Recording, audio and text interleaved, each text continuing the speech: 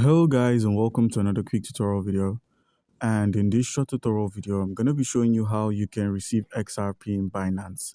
It's quite easy. Simply open up your Binance mobile app, and once the app is opened up, all you need to do is make sure you have an account on Binance. And if you do not have an account on Binance, by using our link, which is going to be in the description of this video, you stand a chance to claim 100 USDT worth of trading fee rebates when you register and verify using that link. So guys, once you're logged on to Binance, all you need to do to receive the XRP, that's the native XRP, is select the deposit icon here. Once you've selected the deposit icon, click on the XRP and click on Ripple. And both a memo and tag and an address are required to successfully deposit on Binance. Okay. Now, all we need to do is simply copy the wallet address or the XRP tag. And once we've copied this, we can deposit. So simply click on this copy. And for this video, I'm going to be working with my Trust Wallet mobile app, seeing as I have some native XRP there. So I'll be showing you how to send it. Click on Trust Wallet. Once the Trust Wallet has opened up, simply search for the native XRP. You can do this by clicking or typing XRP.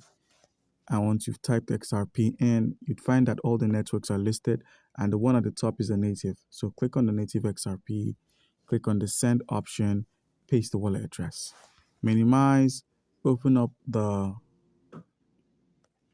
Binance app once more, copy the memo tag.